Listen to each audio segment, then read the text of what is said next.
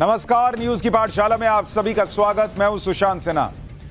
आज वो पाठशाला जहां सबकी क्लास लगती है, उसमें क्या लेकर आया हूं पहले वो बता दूं जल्दी से। 2024 में नरेंद्र मोदी दुनिया के प्रधानमंत्री बनेंगे क्या? अब आप कहेंगे दुनिया का प्रधानमंत्री, ये कैसे संभव है, ये क्या है? इसका चैप्टर खोलूंगा और आपको विस्तार से बताऊंगा कि क्या कह रहा हूं और क्यों कह रहा हूं। कमरा लॉक करके क्यों बैठ गए हैं चीन के राष्ट्रपति जिनपिंग, आज इसके बारे में भी बात होगी। अध्यक्ष पद पर कब्जे के लिए कांग्रेस का नेहरू चैप्टर लेकर आया हूं। इतिहास के पन्नों से बड़ा इंटरेस्टिंग चैप्टर है। गहलोत को यकीन है क्या कि गांधी परिवार धोखा दे ही देगा? इसकी बात क्यों कर रहा हूं यह भी बताऊंगा। लेकिन पाठशाला में सबसे पहले दिन भर की सारी बड़ी खबरों का एक साथ रिवीजन, फिर खोलूंगा पहला चैप्टर।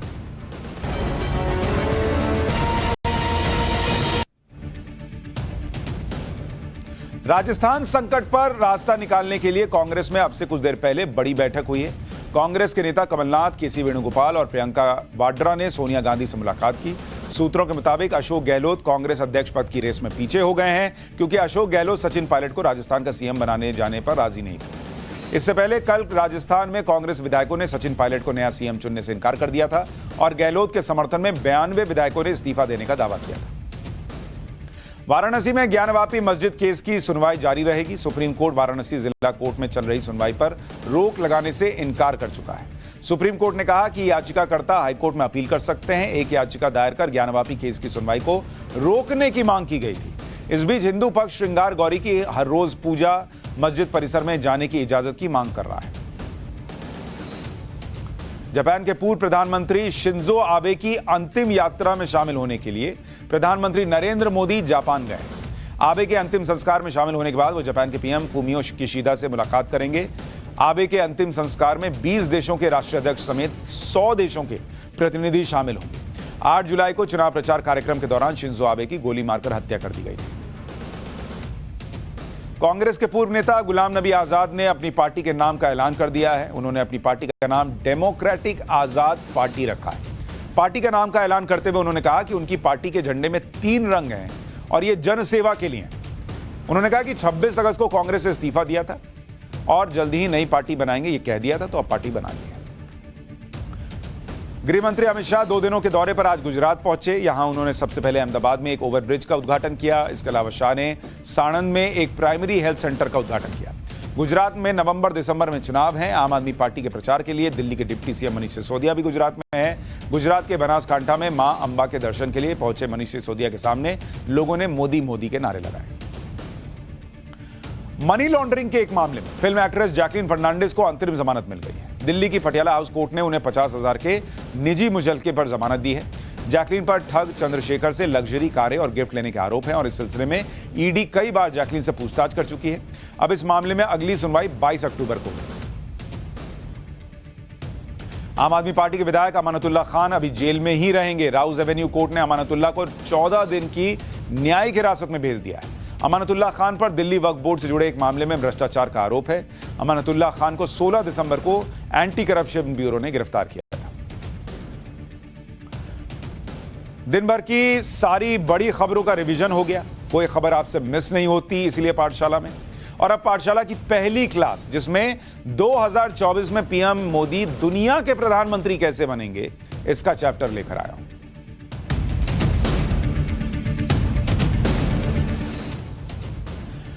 दो 2024 की चर्चा देश में बहुत होती है। 2024 में भारत में कौन प्रधानमंत्री बनेगा, नरेंद्र मोदी की लड़ाई किससे होगी, वगैरह वगैरह। आज हम कह रहे हैं कि 2024 में नरेंद्र मोदी की लड़ाई किसी नीतीश कुमार से नहीं होगी, किसी राहुल गांधी से नहीं है, किसी ममता बनर्जी से भी नहीं है। नरेंद्र मोदी की लड़ाई किसी पहले, दूसरे, तीसरे मोर्चे से भी नहीं है। 2024 के लिए नरेंद्र मोदी की लड़ाई दुनिया के बाकी नेताओं से है। जो बाइडेन से है, शी जिनपिंग से है, पुतिन से है। मोदी की लड़ाई उन सभी देशों से है जो खुद को ताकतवर मानते हैं और वर्ल्ड ऑर्डर में मनमानी करते हैं कि हमारी चलेगी, ये कौन होता है बोलने वाला, वगैरह वगैरह, जो इतने साल से उन्होंने चलाया।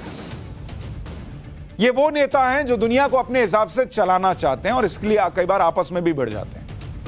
लेकिन अब दुनिया नरेंद्र मोदी में नया वर्ल्ड लीडर देख रही है। भारत को सबसे तेजी से बढ़ता हुआ देख रही है और उसमें नरेंद्र मोदी का जो योगदान है उसको एक्सेप्ट कर रही है। यहां भले लोग कहते रह जाएं नरेंद्र मोदी को विदेश नीति नहीं आती, नरेंद्र मोदी को देश चलाना नहीं आता, नरेंद्र मोदी को कुछ नहीं आता, नरेंद्र मोदी उसके बावजूद यहां तो चुनाव जीत ही रहे हैं। लेकिन दुनिया में भारत की और उस भारत के माध्यम से अपनी जो छवि है उसको कैसे मजबूत उन्होंने किया है वो आज आपको बताता हूं। कमजोर देश ये खुलकर कह रहे हैं कि जब किसी ने उनकी मदद नहीं की तो भारत ने उनकी मदद की। दुनिया भर के एक्सपर्ट्स भी भारत की ताकत को मान रहे हैं और पीएम मोदी की लीडरशिप की तारीफ कर रहे हैं। इसलिए हम ये कह रहे हैं कि पीएम मोदी क्या 2024 में दुनिया के प्रधानमंत्री बन जाएंगे। दुनिया के प्रधानमंत्री शब्द आपको सुनने में अजीब लग रहा हो, ये क्या है? दुनिया का प्रधानमंत्री कोई कैसा हो सकता है? ऐसा कोई पद होता नहीं है। लेकिन ये कहने का मतलब यह है कि जैसे देश का प्रधानमंत्री देश को लीड करता है, वैसे दुनिया का प्रधानमंत्री दुनिया को लीड करेगा।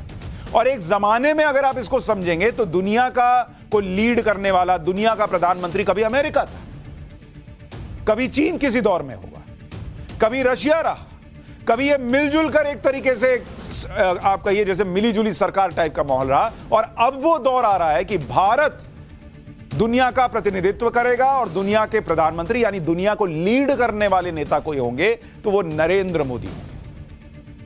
और इसको कहने की वजह आपको बताता हूं। बतौर भारतीय आपको यह गर्व होना चाहिए सुनकर। आपको दुनिया के अलग अलग नेता क्या कहते हैं वो सुनवाऊं, उससे पहले दुनिया के एक बड़े डिप्लोमैट की बात बताता हूं। जो बात उन्होंने प्रधानमंत्री नरेंद्र मोदी के बारे में कुछ दिन पहले लिखी, सिर्फ कहीं नहीं बकायदा डॉक्यूमेंटेड है। और यह डिप्लोमैट है जॉन मैकार्थी, जो भारत, जापान, अमेरिका और इंडोनेशिया जैसे देशों में ऑस्ट्रेलिया के राजदूत रह चुके हैं। बहुत रिस्पेक्टेड नेता है। उन्होंने लिखा है कि समरकंद में मोदी विजयी बनकर निकले। आप उन्हें नापसंद करते हैं तो करते रहिए, लेकिन जियो पॉलिटिक्स की समझ के आधार पर कह रहा हूं कि उन्हें हराना मुश्किल है। मतलब जैसे इंडिया में नहीं कहते कि अरे आपको मोदी से नफरत है तो होगी, लेकिन मोदी जीत रहे हैं, पब्लिक के बीच में माहौल है, वैसे दुनिया में कह रहे हैं वो कि आपको नरेंद्र मोदी पसंद आए ना आए, लेकिन वो दुनिया में आगे बढ़ रहे हैं। मोदी ने समरकंद में शी जिनपिंग को इग्नोर किया तो उन्हें पता था कि उनके वोटर इससे नाराज नहीं होंगे और क्वाड के पार्टनर भी इससे सहमत रहेंगे। मतलब डिप्लोमेसी है। नरेंद्र मोदी की डिप्लोमेसी की वो तारीफ कर रहे हैं। भारत की बहुसंख्यक आबादी चीन को पसंद नहीं करती, ये नरेंद्र मोदी यहां के लिहाज से भी समझ रहे हैं। और क्वाड जिसमें ऑस्ट्रेलिया है, अमेरिका है, भारत है, जापान है, वहां भी देशों को पसंद आएगा, ये उनको समझ में आ रहा है। यही मैकार्थी अपने लेख में आगे लिखते हैं कि भारत के प्रधानमंत्री नरेंद्र मोदी उभरते हुए जियोपॉलिटिकल ताकत है। एससीओ की बैठक में दुनिया का ध्यान पुतिन पे था, जिनपिंग पर था कि इनकी बैठक में क्या होगा। लेकिन ये भारत के प्रधानमंत्री नरेंद्र मोदी ही थे जो एससीओ की बैठक में ज्यादा मजबूती और ज्यादा अथॉरिटी के साथ सामने आए। मतलब जो कहा वो पूरे दम से कहा। लोग जिनपिंग और पुतिन की तरफ देख रहे थे, बाइडेन से क्या होना है नहीं होना इसकी दुनिया में चर्चा होती है, लेकिन एससीओ में तो पुतिन और जिनपिंग की तरफ थी नजर। लेकिन नरेंद्र मोदी सबसे ज्यादा पावरफुल दिखे, क्योंकि मोदी ने पुतिन से साफ कह दिया कि बॉस ये युद्ध का दौर नहीं है। मोदी पुतिन की मुलाकात ये बताती है कि भारत की नीति कितनी बदल गई है। अब आप सोचिए कि जिस एससीओ समिट में पुतिन है, जिस एससीओ समिट में जिनपिंग है, जिस समिट में दुनिया भर का मीडिया पुतिन और जिनपिंग की मीटिंग के बारे में फोकस कर रहा है, क्या होगा, क्या बोलेंगे, नहीं होगा, किस तरह की चर्चा होगी, उस समिट के बाद अब चर्चा किसकी हो रही है? ना पुतिन की ना जिनपिंग की, वो हो रही है प्रधानमंत्री नरेंद्र मोदी की। और यह बात तो हमने आपको पाठशाला में भी बताई थी कि कैसे फ्रांस के राष्ट्रपति यूएन के मंच पर पीएम मोदी की उस बात की तारीफ कर रहे थे जो उन्होंने पुतिन के सामने कह दी थी कि यह युद्ध का समय नहीं है। कल ही भारत के विदेश मंत्री एस जयशंकर ने कहा कि भारत को अब सुना जाता है, हमारी राय भी मायने रखती है। और जो अभी हमारे विदेश मंत्री हैं एस जयशंकर, इनका बतौर डिप्लोमेट लंबा करियर है, उन्होंने अलग अलग प्रधानमंत्री देखे हैं, भारत को रिप्रेजेंट किया है। तो जब वो एक कहते हैं कि अब हमको सुना जाता है, तो इसका मतलब यह है कि वो ये जानते हैं, मानते हैं कि पहले ये ताकत भारत की नहीं थी, अब वो बदल गया है।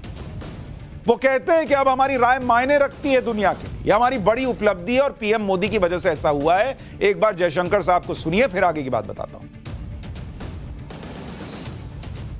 This UNGA reflects the state of the world. which is particularly polarized at this moment. And what the state of the world actually reveals in a way is that India matters more. We are a bridge, we are a voice, we are a viewpoint, a channel, and definitely at a time when, you know, normal diplomatic country like India, which has so many relationships and such an ability to communicate and to find touch points with different countries and regions. I think I would say I am concluding this week with the sense that India really matters more in this polarized world. विदेश मंत्री कह रहे हैं कि इस polarised दुनिया में भारत की अहमियत और बढ़ गई है। दुनिया भारत की बात ध्यान से सुन रही है। दुनिया भारत को नई ताकत मान चुकी है। प्रधानमंत्री नरेंद्र मोदी को नंबर 1 वर्ल्ड लीडर की तरह से देख रही है।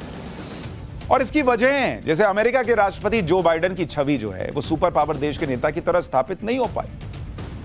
आए दिन तो उनके लड़खड़ाने की तस्वीरें वायरल हो जाती है। भाई इधर गिर रहे हैं, उधर गिर रहे हैं, लड़खड़ा के चल रहे हैं, बात में वो दम नहीं लगता। अभी रूस और यूक्रेन का युद्ध हुआ, बोलते रह गए, कोशिशें करते रह गए, ऐसा होगा वैसा होगा। वो रूस पर अपने आप को इंपोज नहीं कर पाए। अमेरिका की ताकत क्या रह गई, उनकी क्या ताकत रह गई? लोग हंसते हैं उन पर। फिर पुतिन को देख लीजिए, पुतिन को दुनिया एक मजबूत और ताकतवर नेता मानती है, लेकिन वो यूक्रेन युद्ध में फंसे हुए हैं। इस युद्ध ने पुतिन की छवि को नुकसान पहुंचाया, और इतना पहुंचाया है ना भाई, भारत तो मजबूत हुआ ही है, लेकिन रूस भी तो कुछ कमजोर हुआ है। और भारत रूस की दोस्ती, मोदी पुतिन की दोस्ती, इसकी चर्चा तो होती है, लेकिन दोस्ती का मतलब यह नहीं है कि आप दुनिया को बर्बाद करते चले जाएं, आप युद्ध लड़ता चले जाएं और भारत चुपचाप बैठेगा कि अरे इसको कौन बोलेगा, ये तो बड़ा देश है। नरेंद्र मोदी ने बोल दिया मुंह पे, ये लड़ाई का वक्त है। जैसे कहते नहीं है कि ये खेलने का वक्त है, जाओ पढ़ो, वैसे ही ये कह रहे हैं कि लड़ने का वक्त है। जाओ देश दुनिया को बेहतर बनाने में काम करो यार, तुम्हारे चक्कर में सबकी हालत खराब हो गई। फिर है चीन के राष्ट्रपति शी जिनपिंग, वो तो इसी डर में जी रहे हैं कि कहीं उनकी कुर्सी ना चली जाए। और कोरोना की वजह से चीन की आर्थिक स्थिति वैसे ही खराब चल रही है। उसका पूरा चैप्टर आपको दिखाया था, कैसे वहां बैंक बंद हो रहे हैं, कैसे लोग सड़क पर उतर आए कि बैंक जो है वो पैसे कैसे नहीं देगा। और अभी बताऊंगा वो शी जिनपिंग कैसे कमरा लॉक करके बैठ गए। पूरी दुनिया के नेता कैसे भारत और मोदी सरकार का लोहा मान रहे हैं, उसके लिए आपको विदेश नेताओं के कुछ बयान सुनाता हूं, जो कह रहे हैं, सार्वजनिक मंच पर खड़े होकर कह रहे हैं, दुनिया के सामने खड़े होकर कह रहे हैं कि भारत ग्लोबल लीडर है। From the very outset, the Republic of India was a reliable partner and friend, whose assistance was critical to our pandemic response.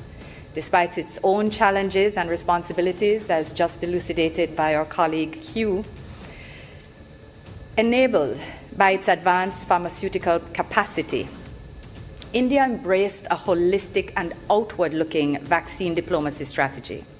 As a result, Jamaica was able to secure its first life-saving vaccines from India. While others chose to withhold supplies, India's vaccine outreach exemplified its principles of equality and mutual benefit. We are deeply grateful and remain so to the government and people of India, led by His Excellency Sri Narendra Modi and indeed our friend Dr. Jaishankar. Maldives applauds the strides that India continues to make in the multilateral sphere and will continue to work alongside our neighbor, our close partner, and our best friend to solve the challenges that face humanity. Cooperation Initiatives was the very first country to provide Antigua and Barbuda with much needed vaccines. So I therefore conclude by thanking India once again for contributing to our preparedness for the pandemic, especially investing more in building health infrastructure and beefing up the health workforce, as well as enhancing our national capacity to manufacture drugs, supply of vaccines, and medical equipment. I seize this opportunity to thank India which has guaranteed Yemen an exception from the new grain exporting measures, which shows a great example of Indian constructive role in restoring food availability. UN के मंच से लोग खड़े होकर भारत को धन्यवाद कर रहे हैं। कुछ लोग वैक्सीन के लिए कर रहे हैं, कुछ लोग कह रहे हैं भैया हम भूखे मर जाते, हमारे लोग भूखे मर जाते। नरेंद्र मोदी सरकार ने, भारत ने हमें गेहूं भिजवा दिया, बड़ी मदद कर दी।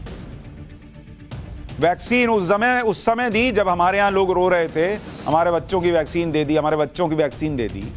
अब सब गायब हो गए, दुनिया में सबसे ज्यादा वैक्सीन लग गई, सबसे बेहतर ढंग से लग गई। चीन में फिर कोरोना लौट रहा है, भारत में वैसी कोई आपाधापी नहीं मची हुई है, सब गायब हो गए ना।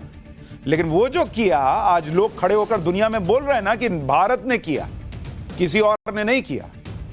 कुछ लोग इसी बात में खुश थे कि अरब देशों ने कह दिया, नुपुर शर्मा के मामले में ये कह दिया, वो कह दिया। हमने आपको बताया था ना कि कैसे भारत चाहे तो पूरे अरब मुल्क को घुटने पे ले आएगा अगर गेहूं देना बंद कर दे। यमन बोल रहा है ना कि हमारी इतनी मदद की गेहूं देकर। ये है वो ताकत भारत की। और नरेंद्र मोदी, जब ग्लोबल लीडर बनने की बात होती है तो नरेंद्र मोदी का कद नहीं बढ़ता बॉस, इसको समझिए, ये इंडिया का कद बढ़ता है। दुनिया में लोग बोलते हैं इंडिया का पीएम कर रहा है, लोगों को क्या दिखता है यहां हमारे यहां ऑपोजिशन को कि अरे ये नरेंद्र मोदी का नाम है। अरे इंडिया का नाम होता है भाई।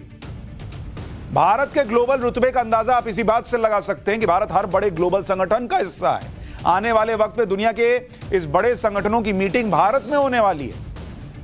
अगले साल G20 समिट भारत में होने वाला है। G20 की अध्यक्षता इंडोनेशिया से भारत के पास आ रही है। अगले साल SCO समिट भी भारत में होने वाला है। SCO की अध्यक्षता भारत के पास है। इसी साल दिसंबर में भारत 1 महीने के लिए संयुक्त राष्ट्र सुरक्षा परिषद का अध्यक्ष भी बनने वाला है। भारत की धाक को समझने के लिए आप वो तस्वीर याद कीजिए जो इसी साल बहुत वायरल भी हुई थी। ये तस्वीर थी जापान में क्वाड समिट की। तस्वीर में जापान, अमेरिका, ऑस्ट्रेलिया के राष्ट्राध्यक्ष पीएम मोदी के साथ सीढ़ी उतर रहे थे और पीएम मोदी सबसे आगे चल रहे थे, बाकी नेता उनके पीछे पीछे थे। प्रधानमंत्री मोदी के साथ जापान के पीएम फूमियो किशिदा हैं, जबकि अमेरिका के राष्ट्रपति जो बाइडेन और ऑस्ट्रेलिया के प्रधानमंत्री एंथनी एल्बनीज पीएम मोदी के पीछे चल रहे हैं। और कमोबेश बड़े बड़े डिप्लोमैट्स, बड़े बड़े लोगों, उनको लगता है कि इसी तरीके से भारत दुनिया में आगे चल रहा है। और किसके नेतृत्व में चल रहा है? नरेंद्र मोदी के। भारत की धाक ऐसी है कि जो बात पुतिन जैसे नेता से दुनिया का कोई नेता नहीं कह पाता, वो नरेंद्र मोदी पुतिन के मुंह पर कह देते हैं। भारत के विदेश मंत्री अमेरिका की जमीन पर जाकर अमेरिका को सुना कर आते हैं कि अमेरिका क्यों पाकिस्तान को F-16 दे रहा है जी, लड़ाकू विमान तुम दे रहे हो, मदद कर रहे हो। ये वहां बैठ के उसके मुंह पर सुना कर आए। पहले सुनिए पीएम मोदी का वो बयान जो उन्होंने पुतिन के मुंह पर दिया, और फिर आपको एस जयशंकर की वो बात दिखाऊंगा जो अमेरिका की जमीन पर उन्होंने अमेरिका को सुनाई है। एक्सेलेंसी, मैं जानता हूं कि आज का युग युद्ध का है नहीं, और हमने फोन पर भी कई बार आपसे इस विषय में बात की है कि डेमोक्रेसी और डिप्लोमेसी और डायलॉग, ये सारी बातें ऐसी हैं कि जो दुनिया को एक स्पर्श करती हैं। आने वाले दिनों में शांति के रास्ते पर हम कैसे बढ़ सके, उसके विषय में जरूर आज हमें चर्चा करने का मौका मिलेगा। आपका व्यू पॉइंट समझने का मुझे भी एक अवसर मिलेगा। लेकिन फिर भी जो विषय हैं जिसकी बात मैं करता रहता हूं, एक्सेलेंसी, भारत और रशिया के संबंध अनेक गुना बढ़े हैं। हम इन संबंधों को इसलिए भी महत्व देते हैं कि हम एक ऐसे मित्र रहे हैं जो पिछले कई दशकों से हर पल एक दूसरे के साथ रहे हैं। रूस के राष्ट्रपति के सामने कह दिया, दोस्त हैं, ये भी याद दिला दिया, लेकिन कह दी अपनी बात। इसी तरह से अमेरिका से भी भारत खरी बात कह देता है। फिर चाहे वो रूस से तेल खरीदने का मामला हो, फिर या रूस से हथियार खरीदने का मामला हो, या फिर अमेरिका से पाकिस्तान को F-16 लड़ाकू विमानों की मदद देने का ऑफर का मामला हो। पाकिस्तान के पास अमेरिकी F-16 लड़ाकू विमान है जिनके रखरखाव के लिए अमेरिका फिर से मदद कर रहा है। ट्रंप ने जो मदद रोक दी थी उसे बाइडेन ने पाकिस्तान के लिए फिर से शुरू कर दिया। लेकिन भारत ने अमेरिका से साफ कहा है कि अमेरिका को सोचना चाहिए कि उसे पाकिस्तान से रिश्ते बनाए रखने में क्या फायदा मिल रहा है।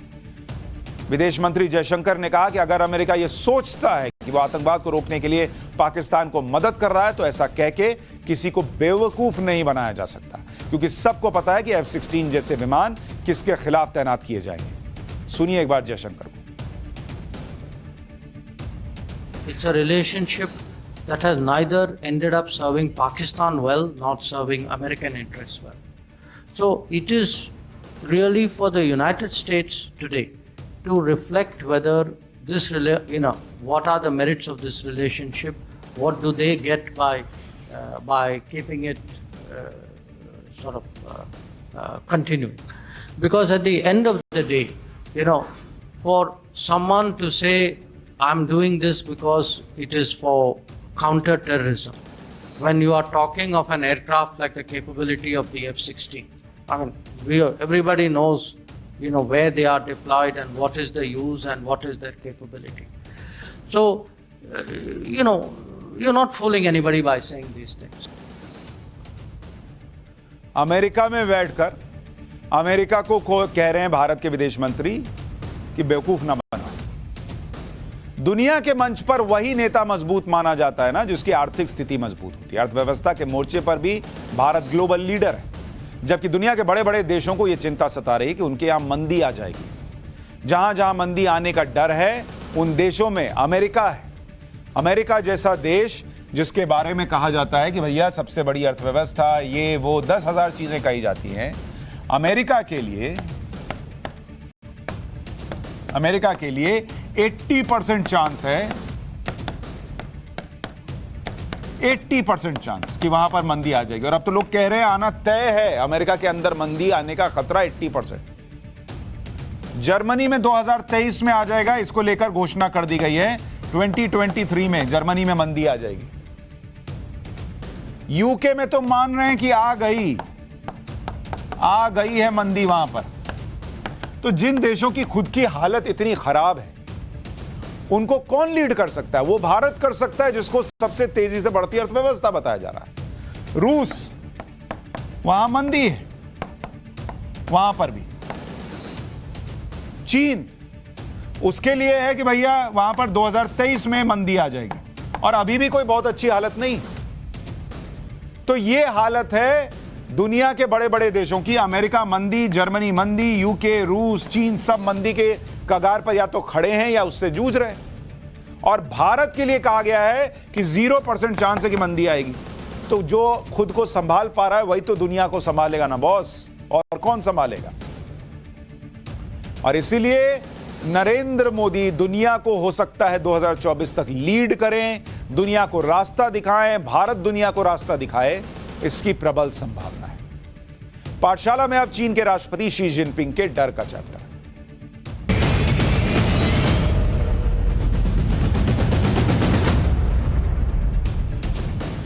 चाइनीज प्रेसिडेंट शी जिनपिंग दुनिया के सबसे ताकतवर लोगों में से एक हैं। चीन खुद एक महाशक्ति है, इसके बाद भी शी जिनपिंग डरे हुए हैं। डर भी ऐसा कि वो घर से बाहर ही नहीं निकल रहे। हम क्यों कह रहे हैं कि शी जिनपिंग किसी डर में है? ऐसा इसलिए कि जिनपिंग समरकंद से लौटने के बाद 2 हफ्ते से दिखे ही नहीं। एससीओ मीटिंग के दौरान भी तनाव में नजर आ रहे थे।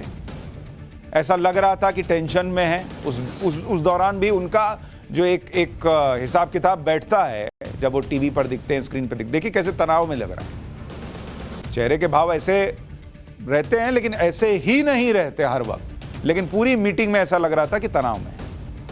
इसके अलावा 3 दिन से तख्ता पलट की खबरें दुनिया भर में फैली हुई हैं, आपने भी सुना होगा। हालांकि शी जिनपिंग के तख्ता पलट की खबरें कहां से आई, पहले यह सुनिए। एक चाइनीज जर्नलिस्ट ने 23 सितंबर को सोशल मीडिया पर एक पोस्ट से सनसनी फैला दी। इसका नाम है जेनिफर जेंग। ये एक पत्रकार है, अमेरिका में रहती है। इसने चीन में तख्ता पलट होने की बात कर दी और ट्वीट में लिख दिया कि पीएलए की गाड़ियां बीजिंग की तरफ जा रही हैं। अफवाह यह है कि सीसीपी के सीनियर अधिकारियों ने शी जिनपिंग को पीएलए चीफ के पद से हटा दिया है और इसके बाद उन्हें गिरफ्तार कर लिया गया है। यह इसने ट्वीट कर दिया। अमेरिका में रहती है इसलिए ट्वीट कर पाया, चीन में रहती तो नहीं कर पाती, उठा के इसी को ले जाते, अरेस्ट कर लेते। चीन में तख्ता पलट की खबरों का जब फैक्ट चेक किया तो यह अफवाह साबित हुई, क्योंकि समरकंद से लौटकर जिनपिंग क्वारंटीन में चले गए, ऐसा कहा जा रहा है। क्वारंटीन के कारण सार्वजनिक तौर पर दिखे नहीं। नियम बताए जा रहे हैं कि भाई इसी तरह से सबको क्वारंटीन कर रहे हैं, तो राष्ट्रपति को भी कर दिया। सरकारी मीडिया में तख्ता पलट की कोई चर्चा नहीं थी। सीसीपी और सेना में लीडरशिप पर कोई चर्चा नहीं हुई। बीजिंग में मार्शल लॉ की घोषणा नहीं की गई। सीसीपी के किसी कार्यक्रम में कोई बदलाव नहीं हुआ। बड़े शहरों में अचानक सेना की तैनाती नहीं की गई। विपक्षी नेता नजरबंद या गिरफ्तार नहीं किए गए। तो मोटे तौर पर जितनी खबरें आई उस हिसाब से यह लग रहा है कि वहां पर तख्ता पलट तो नहीं हो रहा। चाइनीज मीडिया हालांकि कंट्रोल्ड है, डेमोक्रेसी नहीं है वहां पर, लेकिन फिर भी और भी तो संकेत होते हैं, मीडिया खुद ना बताए लेकिन और संकेत होते हैं, उससे भी नहीं लग रहा कि वहां पर जिनपिंग का तख्ता पलट हो रहा है। बावजूद इसके जिनपिंग जो है वो डरे हुए हैं। क्यों भाई? जिनपिंग को हमेशा अपने खिलाफ साजिश होने का डर सताता है, इसलिए वो अपने विरोधियों पर कड़ी नजर रखते हैं। कुछ दिन पहले ही चीन में जिनपिंग के 2 विरोधियों को फांसी की सजा सुनाई गई। 22 सितंबर को पूर्व न्याय मंत्री फू झेंगुआ को भ्रष्टाचार के आरोप में फांसी की सजा दी गई। फू झेंगुआ पर $16 मिलियन की रिश्वत लेने का आरोप था। इसी फू झेंगुआ पर जिनपिंग के खिलाफ राजनीतिक साजिश का शक था। 23 सितंबर को पूर्व सार्वजनिक सुरक्षा उप मंत्री सुन लिजून को फांसी की सजा सुनाई गई। सुन लिजून पर जिनपिंग को राजनीतिक चुनौती देने का आरोप था। मतलब जो इनको लगता है कि खतरा हो सकता है उसको फांसी पे टांग देते हैं। इतना डरा हुआ आदमी है। इसके अलावा $100 मिलियन की रिश्वत लेने का भी आरोप था। इन दोनों ही नेताओं को मुख्य तौर पर भ्रष्टाचार के आरोप में फांसी दी गई, लेकिन दोनों ही नेता जिनपिंग विरोधी माने जाते हैं और दोनों ही जिनपिंग को राजनीतिक तौर पर चुनौती दे सकते थे। अब ये बोल के तो टांग नहीं सकते कि इससे मुझे डर लगता है, मुझे हटा देगा, मेरा दिल धक धक करता है इन लोगों की चुनौती सुनकर। तो जिनपिंग एक डरे हुए नेता ने क्या किया, उनको फांसी पे लटका दिया भ्रष्टाचार के आरोप में, और सीधा फांसी ही दे दी कि कहीं से लौटने की कोई गुंजाइश ना रहे। जिनपिंग के लिए आने वाला समय बड़ा महत्वपूर्ण है, क्योंकि अक्टूबर में चाइनीज कम्युनिस्ट पार्टी की नेशनल कांग्रेस आयोजित होने वाली है। 16 अक्टूबर से सीसीपी की 20वीं नेशनल कांग्रेस की बैठक शुरू होगी और यह बैठक 1 हफ्ते तक चलेगी। नेशनल कांग्रेस में शामिल होने के लिए 2296 प्रतिनिधियों को निर्वाचित किया गया है। इसी बैठक के दौरान शी जिनपिंग के तीसरी बार चीन का राष्ट्रपति बनने की पूरी संभावना है, क्योंकि जो प्रतिनिधि चुने गए हैं वो जिनपिंग के समाजवादी के विचार के आधार पर चुने गए हैं और एक तरह से जिनपिंग के समर्थक ही हैं। इसके अलावा पोलित ब्यूरो की स्थायी समिति के सदस्य के लिए आयु सीमा का नियम भी जिनपिंग पर लागू नहीं होता। भाई ने अपने हिसाब से तय कर लिया है कि मैं इसके अंडर नहीं आऊंगा।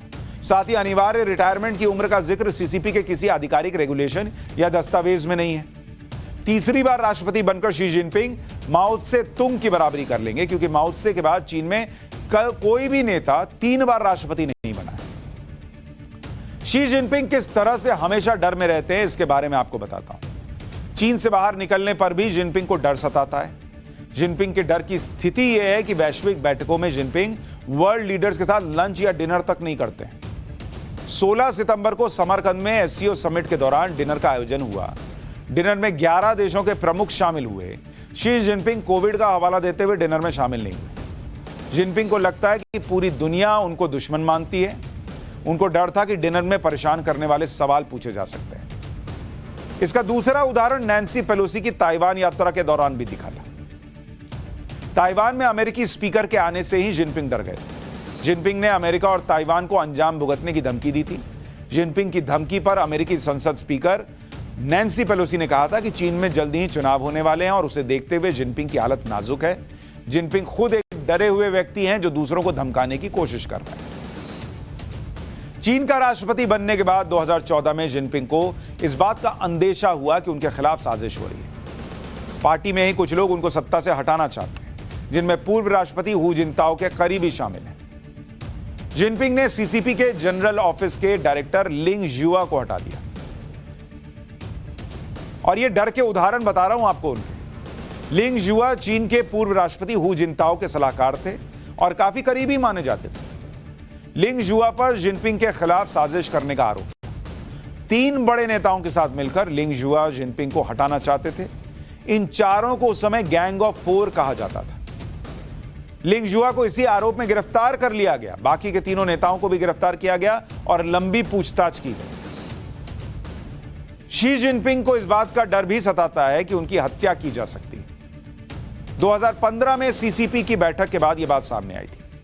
बैठक के दौरान जिनपिंग परेशान और सहमे हुए दिख रहे थे।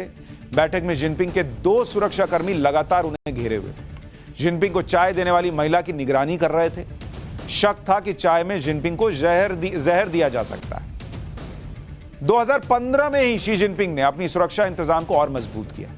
इसको लेकर कई तरह की खबरें सामने आती रहीं। जिनपिंग ने सुरक्षा अधिकारियों और बॉडीगार्ड्स को हटा दिया। रात में नींद के दौरान जिनपिंग की खास निगरानी की जाती थी। हमले से बचने के लिए जिनपिंग हर रात नए बेड पर सोता था कि पता नहीं उस बेड पर सोया हूं, यह पता रहेगा तो कहीं आकर कोई छुरा न मार दे। इतना डरा हुआ आदमी। शी जिनपिंग के डर का कारण यह भी है कि वो एक साथ कई फ्रंट पर गिरते जा रहे हैं। सरकार के प्रति जनता में नाराजगी बढ़ रही है। कोविड मिसमैनेजमेंट से लोगों में गुस्सा है। सीसीपी में जिनपिंग से असहमति बढ़ रही है। वर्ल्ड लीडर्स जिनपिंग पर सवाल उठा रहे हैं। वैश्विक संगठनों में चीन के खिलाफ घेराबंदी है। आर्थिक हालत खस्ता है, वहां पर मंदी आने के चांसेस हैं। सारी चीजें जो हैं वो वाहियात होती जा रही हैं उनके लिए। अब हम क्यों कह रहे हैं कि शी जिनपिंग किसी डर में है?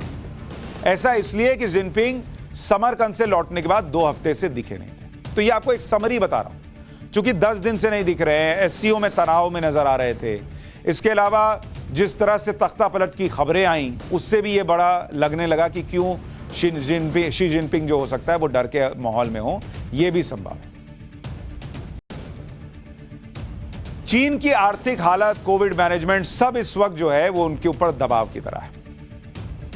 इस साल जून में चीन की अर्थव्यवस्था में 2.6% की गिरावट आई। ग्रोथ रेट 2.5% रह गई, जो 3 दशकों में सबसे कम है। 2022 के शुरुआती 6 महीनों में चीन में 4 लाख से ज्यादा कंपनियां बंद हो चुकी हैं। 31 लाख छोटे बड़े उद्योग कारोबार बंद हो चुके हैं। 1,70,00,000 नए ग्रेजुएट छात्रों के सामने रोजगार का संकट है। चीन में फिलहाल 80 लाख से ज्यादा युवा बेरोजगार हैं। लगभग 4,000 बैंक बंद होने की कगार पर हैं और लोग बैंकों से पैसा नहीं निकाल पा रहे। 1990 के बाद रियल एस्टेट में सबसे बड़ी मंदी चल रही है चीन के अंदर। गिरती इकोनॉमी से लोगों की आमदनी कम हुई है। लोगों के पास घरों की ईएमआई तक भरने के पैसे नहीं है। और दूसरी तरफ सख्त कोविड नियमों से लोग पहले से परेशान हैं। खस्ता इकोनॉमी के बाद भी चीन जीरो कोविड पॉलिसी से पीछे नहीं हट रहा है। अभी भी चीन में किसी शहर में कोविड मरीज मिलने पर लॉकडाउन लगा दिया जाता है। लाखों लोग एक झटके में घर में कैद कर दिए जाते हैं। इससे भी लोगों में सरकार के खिलाफ नाराजगी बढ़ रही है। और इसीलिए जिनपिंग डरते हुए नजर आते हैं। और इससे पहले मैं आपको बता रहा था कि कैसे नरेंद्र मोदी की तरफ दुनिया देख रही है कि यह व्यक्ति दुनिया को लीड करेगा। तो यह है चीन और भारत का फर्क। एक तरफ नरेंद्र मोदी दुनिया को लीड कर सकते हैं, यह दुनिया को लग रहा है, और दूसरी तरफ हमारे यहां के कुछ लीडर हैं, वो खुद ही अपनी पार्टी को भी नहीं संभाल पा रहे। क्या गांधी परिवार के वफादारों को ही गांधी परिवार पर अब यकीन नहीं रहा? क्या अशोक गहलोत जैसे वफादारों को भी लग रहा है कि आखिरी वक्त पर गांधी परिवार उन्हें धोखा दे देगा? अब जरा उसका चैप्टर खोलता हूं।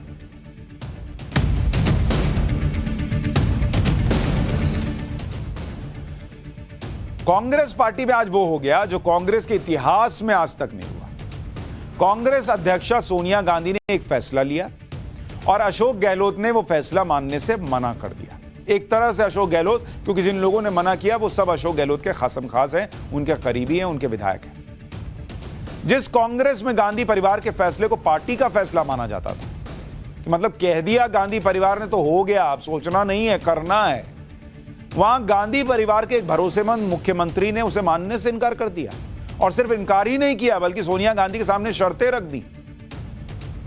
अशोक गहलोत ने अपने विधायकों के जरिए सोनिया गांधी को शर्तों की कौन सी लिस्ट भेजी, वो जानने से पहले आप पूरी कहानी समझ लीजिए।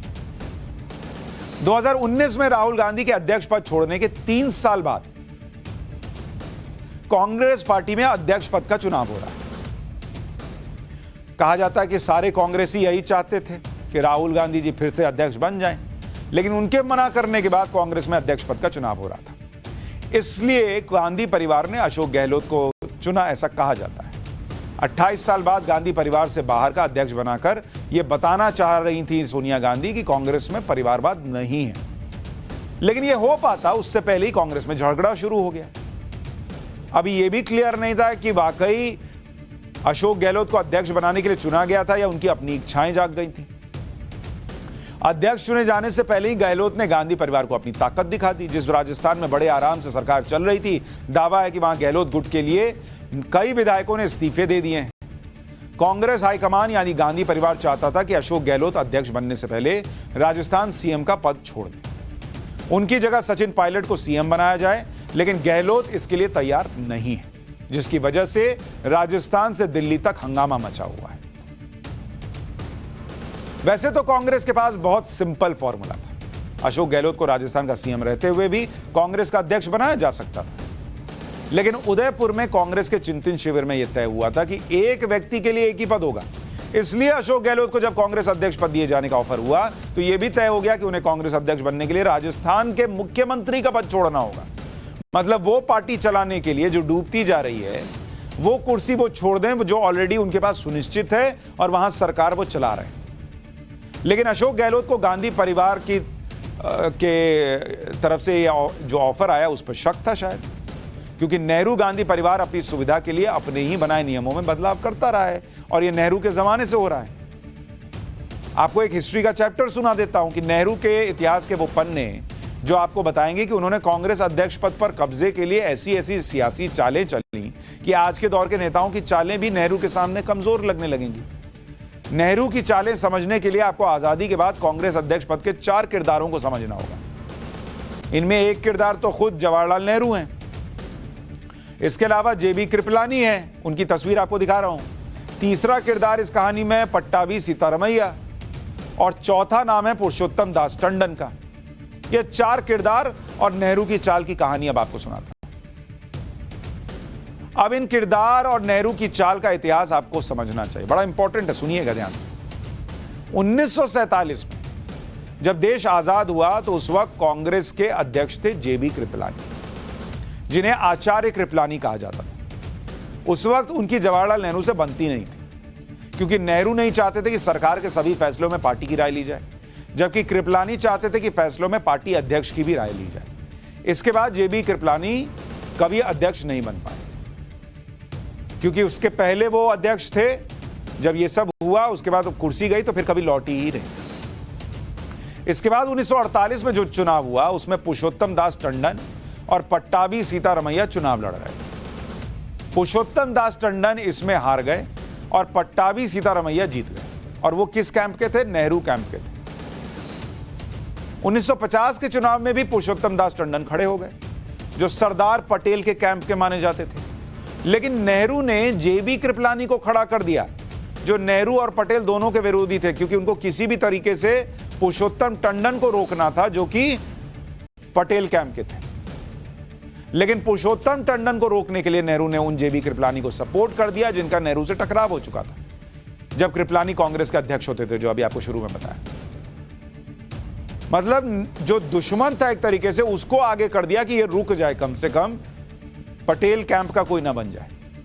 लेकिन नेहरू का दांव काम नहीं आया और जेबी कृपलानी 1950 के चुनाव में पुरुषोत्तम दास टंडन से जीत नहीं पाए। इस चुनाव के कुछ महीने बाद सरदार पटेल की मृत्यु हो गई और नेहरू ने पार्टी में इस तरह का माहौल बना दिया कि पुरुषोत्तम दास टंडन को कुछ दिन के बाद, कुछ अंतराल के बाद कांग्रेस अध्यक्ष पद से इस्तीफा देना पड़ गया, क्योंकि आप पटेल नहीं थे उनको बैक करने के लिए। तो ऐसा माहौल बना दिया कि उनका इस्तीफा ही हो गया। नेहरू चाहते तो इस वक्त पर जेबी कृपलानी को अध्यक्ष बनाते सकते थे, भाई तब खड़ा किया था ना उनके सामने, तो इतनी इच्छा थी तो बना देते तब।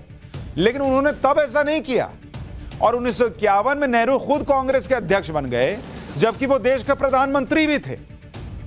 नेहरू प्रधानमंत्री रहते हुए 1951 से लेकर 1954 तक कांग्रेस के अध्यक्ष भी रहे, मतलब पीएम भी मैं और अध्यक्ष भी मैं, यानी वो सरकार और पार्टी दोनों की ड्राइविंग सीट पर थे। या ड्राइविंग सीट तो एक ही होगी ना, तो ड्राइविंग सीट पे भी खुद बैठे और बगल वाली सीट पे पैर भी रख दिया कि दोनों पे मैं बैठूंगा, जो बैठेगा बाकी सब पीछे बैठे। एक पद और एक व्यक्ति वाले कॉन्सेप्ट को सबसे पहले उन्होंने ही खत्म कर दिया था कांग्रेस पार्टी में। तो एक तरीके से ये कॉन्सेप्ट जिसके बहाने या जिसके बूते कहा जा रहा है कि अशोक गहलोत जो है वो सीएम और अध्यक्ष नहीं रह सकते, वो खुद गांधी परिवार, राहुल गांधी के परिवार के नेहरू जी ने खुद खत्म कर दिया था एक जमाने में। सरकार और पार्टी दोनों पर पकड़ बनाने के लिए जवाहरलाल नेहरू के इन पैतरों से दुखी होकर जेबी कृपलानी ने कांग्रेस ही छोड़ दी और किसान मजदूर प्रजा पार्टी बना ली। इसके बाद वो 4 बार लोकसभा के सांसद भी बने और 1962 में भारत चीन युद्ध के बाद नेहरू सरकार के खिलाफ पहला अविश्वास प्रस्ताव भी लेकर आए थे। नेहरू के कांग्रेस अध्यक्ष बनने से ठीक पहले पुरुषोत्तम दास टंडन अध्यक्ष थे और टंडन को अध्यक्ष पद से हटाने के लिए कैसी कैसी चालें चली गई उसका इतिहास भी आपको बताता हूं। जो मैंने कहा ना, पुरुषोत्तम दास टंडन जब पटेल साहब का निधन हो गया तो उन्होंने ऐसा माहौल बन गया कि छोड़ दिया अध्यक्ष पद। क्या माहौल बना होगा बताता हूं। पुरुषोत्तम दास टंडन से इस्तीफा दिलवाने के लिए पहले नेहरू ने टंडन पर सांप्रदायिक होने का आरोप लगाया। मतलब एक तरीके से सोचिए, कहा जा रहा था कि पटेल किसको समर्थन देते थे, वो व्यक्ति जो सांप्रदायिक था, क्योंकि टंडन उन दिनों हिंदू हितों की बात कर रहे थे। टंडन पर दबाव बनाने के लिए नेहरू ने कांग्रेस वर्किंग कमेटी यानी CWC से इस्तीफा दे दिया। इसके चलते कांग्रेस के दूसरे नेता जो CWC में थे उन्होंने भी इस्तीफा दे दिया। इससे टंडन पर दबाव आ गया, बहुत दबाव में आ गए वो कि सब छोड़ रहे हैं मेरी वजह से। तो उन्होंने कहा मैं ही कांग्रेस का अध्यक्ष पद छोड़ देता। तो यह माहौल बना दिया गया। यानी अशोक गहलोत ने नेहरू के इतिहास से सबक लेते हुए गांधी परिवार को समझ लिया और इसलिए वो गांधी परिवार के ऑफर को मान नहीं रहे हैं और सीएम की कुर्सी पर खुद के बने रहने या फिर अपने किसी समर्थक को सीएम बनाए जाने का शक्ति प्रदर्शन कर रहे हैं, क्योंकि उनको यह लगता होगा कि भाई पहली बात, अध्यक्ष पद के चुनाव में लास्ट मिनट में ट्विस्ट आ जाए। पता चला सब खड़े होकर कहने लगे कि नहीं नहीं बनेंगे तो राहुल जी बनेंगे वरना हम किसी को मानेंगे नहीं। तो ये क्या करेंगे, इनकी तो सीएम की कुर्सी भी चली जाएगी। अच्छा, राहुल गांधी नहीं बने, प्रियंका वाड्रा के लिए हो गया कि राहुल जी नहीं बनेंगे तो गांधी परिवार से प्रियंका वाड्रा बनेगी। तब ये क्या करेंगे, मुख्यमंत्री की तो कुर्सी चली जाएगी। इसीलिए इनके विधायक कह रहे हैं कि भैया 19 तारीख को काउंटिंग हो जाने दीजिए, उसके बाद कौन मुख्यमंत्री बनेगा यह अध्यक्ष तय कर देगा। अगर बनेंगे गहलोत साहब तो तय कर देंगे। अच्छा, 1 मैन 1 पोस्ट की बात हो रही है। अरे भाई वो अध्यक्ष अभी बने कहां हैं? अध्यक्ष बनेंगे तब तो 2 पोस्ट होगा ना, लेकिन उनसे इस्तीफा पहले पोस्ट से अभी ले रहे हैं आप। सचिन पायलट को बनाने की बातें हो रही है। ये चीजें देखकर अशोक गहलोत को अंदर से कॉन्फिडेंस नहीं आ रहा। उनको लग रहा है ये गांधी परिवार मेरे को धोखा देगा। ऐसा हो सकता है, शायद उनको ये लगता हो, क्योंकि नेहरू जी से लेकर चला आ रहा है। अशोक गहलोत गांधी परिवार के कहने पर कांग्रेस अध्यक्ष बनने के लिए राजी तो हो गए, लेकिन उन्हें डर है कि अध्यक्ष बनने से पहले वो सीएम पद छोड़ दें। लेकिन अंत में राहुल गांधी अध्यक्ष बनने के लिए तैयार हो जाए। मान लीजिए ये सीएम पद छोड़वाने के लिए हो तब कि सचिन को बना दो, अब बाद में इधर खेल हो जाएगा। अगर ऐसा हुआ तो गहलोत के पास न सीएम की कुर्सी रहेगी ना ही अध्यक्ष पद मिलेगा। इसलिए अशोक गहलोत चाहते हैं कि पहले अध्यक्ष का चुनाव कराओ, मुझे अध्यक्ष बनने दो, फिर राजस्थान में नए सीएम पर फैसला होगा। लेकिन कांग्रेस हाईकमान चाहता है कि पहले गहलोत कुर्सी छोड़ दें, फिर अध्यक्ष पद का चुनाव लड़ें। गहलोत अपनी बात पर अड़ गए, गांधी परिवार अपनी बात पर अड़ गया, जिसके बाद राजस्थान में नए सीएम के चुनाव के लिए कल ही दिल्ली से 2 पर्यवेक्षकों को जयपुर भेजा था। एक थे मल्लिकार्जुन खड़गे, दूसरे थे अजय माकन। दोनों जयपुर पहुंचे। उनको लगा कि जैसा चलता है वैसा कह देंगे कि सोनिया गांधी चाहती है कि विधायकों की बैठक हो, बैठक में प्रस्ताव पास करके नए सीएम को चुनने का अधिकार सोनिया गांधी को दे दिया जाए। ये कह देंगे, हो जाएगा काम। यहां मामला ही गड़बड़ा गया। हुआ ये कि कांग्रेस विधायक दल की बैठक बुलाई गई। विधायक दल की बैठक में गहलोत गुट के विधायक आए ही नहीं। अब अजय माकन और मल्लिकार्जुन खड़गे, इनके पैरों के नीचे से जमीन निकल गई। कौन सी कांग्रेस की बैठक में हम आ गए जहां आला कमान ने कह दिया विधायक दल की बैठक होगी और विधायक ही नहीं आए। करीब 92 विधायक विधानसभा स्पीकर के घर पहुंच गए। दावा किया कि गहलोत समर्थक 92 विधायकों ने इस्तीफा दे दिया। इस सब के बाद कांग्रेस विधायक दल की बैठक रद्द हो गई। दिल्ली से नए आए पर्यवेक्षकों ने विधायकों को 1 to 1 मिलने के लिए बुलाया कि आओ 1 to 1 बात कर लेते हैं। तो विधायकों ने इस पे भी मना कर दिया कि अकेले अकेले नहीं मिलेंगे, मिलना है तो ग्रुप बनाइए और उससे मिलिए। पता नहीं अकेले अकेले में क्या सेटिंग गेटिंग हो जाए। तो मतलब इस वक्त पूरे राजस्थान के ड्रामे में चाल अशोक गहलोत के रही है, गांधी परिवार की नहीं चल रही बॉस। और ये पहली बार शायद कांग्रेस में होगा कि गांधी परिवार ने चिट्ठी भिजवाई, मतलब फरमान भिजवाया और उधर से हो गया कि ना ले जाइए वापस, कह दीजिएगा। जयपुर में इस ड्रामे के बाद अशोक गहलोत ने अपने समर्थक विधायकों के जरिए सोनिया गांधी के सामने 3 शर्तें भी रख दी। पहली कि राजस्थान कांग्रेस विधायक दल की बैठक 19 अक्टूबर के बाद हो। मतलब ये तय हो जाए कि गहलोत साहब बन गए हैं कांग्रेस पार्टी के अध्यक्ष, तब उसके बाद हो और वो अपने हिसाब से चुन देंगे। अध्यक्ष रहेंगे तो कहेंगे कि मुझे लगता है इसको बनना चाहिए, हो गया। और विधायक दल में सब अपने ही हैं, नहीं बने तो फिर इधर रह जाएंगे अपना मुख्यमंत्री। तो पहली शर्त तो ये रख दी। इसका मतलब अशोक गहलोत के साहब के मन में डाउट है ये लोग 19 को बनाएंगे कि नहीं बनाएंगे, क्योंकि सामने अभी लड़ाई में शशि थरूर है। अब अशोक गहलोत शशि थरूर से हार जाएं तो ये तो 90% असंभव बात है, 10% तो कुछ भी हो सकता है कांग्रेस में। दूसरी शर्त, केंद्रीय पर्यवेक्षक कांग्रेस के सभी विधायकों से एक साथ मिले। तीसरी शर्त, सीएम गहलोत गुट से हो, यानी सचिन पायलट को सीएम ना बनाया जाए, ये भी उन्होंने तय कर दिया।